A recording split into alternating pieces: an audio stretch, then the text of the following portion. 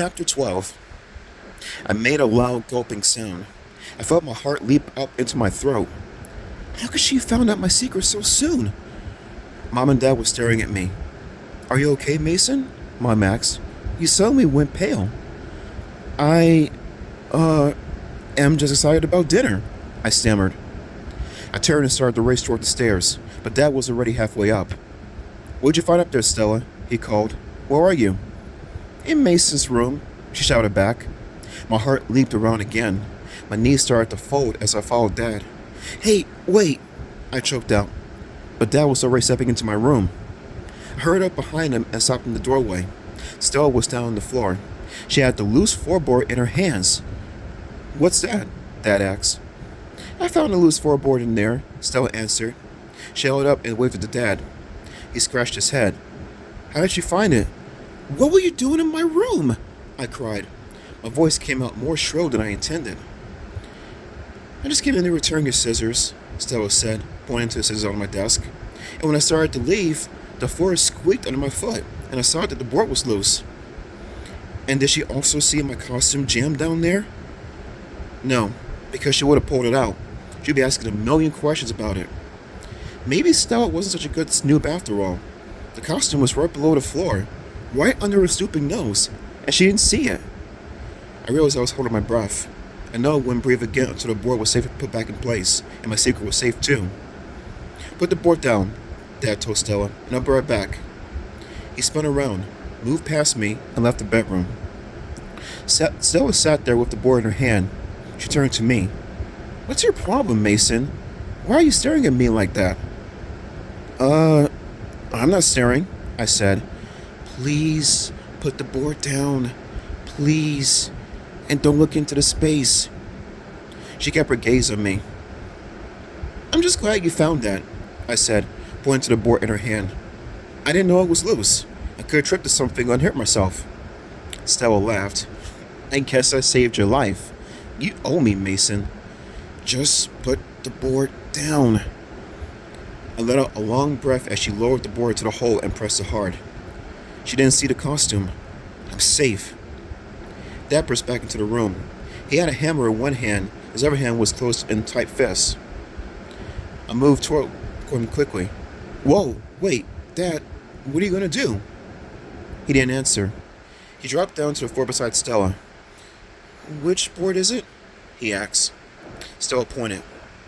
Dad opened his fist. He had a bunch of long nails in his hand.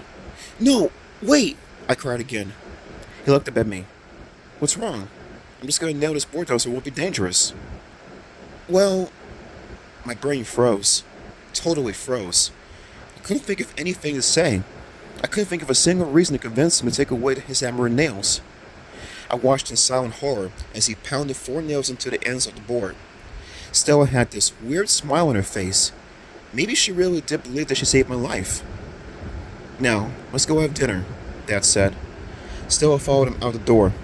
I took one last look at my floor, and I made my way downstairs to the kitchen. Dad spent most of the dinner complaining about how the house was falling apart. The house is only 5 years old and is a tumble-down wreck, he said. Mom tried to calm him. It was only one floorboard, she told him. One floorboard doesn't mean it's a wreck. He grumbled and grouched. I didn't pay any attention to most of it. Actually, I hardly heard a word Dad said. I guess I was lost in my own thoughts. I knew that tonight was the night of my adventure. Tonight wasn't an ordinary night. Tonight, my life was supposed to change forever. But that would be impossible now. No way to reach my costume. Sure enough, at a little after 9, I was just finishing up my homework, filling in the last part of my science notebook, when I heard a sharp tapping on my bedroom window. I sped away from my desk and saw the night Howler in the window. He was in a costume. How was that possible? His dark eyes peered through his mask into my room. His hands held onto the window frame. He swung his legs into the room and landed hard. His boots made a heavy thud. Hey! I uttered a cry. His cape was caught on the windowsill. He tugged it free and swept it behind him. Then he turned to me and squinted through the mask. You're not ready, he said. I know, I sighed. There's a problem. And then I added, I thought you gave your costume to me, but you wore the Night Howler costume. I found a spare in my closet, he said. But why aren't you ready? You knew it was coming tonight. I crossed the room to the floorboard and pointed down. My costume. I hid it under the floor, and then my dad nailed the board down. No way I can get it. He rubbed his chin with one gloved hand. He stared at the floor. Then he sighed. Oh, wow. I'm so sorry. I'm sure sorry it didn't work out. He raised his eyes to me and lowered his voice. Now I have to destroy you. Slappy here, everyone. This story turned out a lot shorter than I had imagined. What a loser. I thought Mason would at least give us a few adventures before the whole thing came to an end. Maybe he should forget the costume and just go out in his underwear. He could change his name to Captain Underpants. I had someone already done that.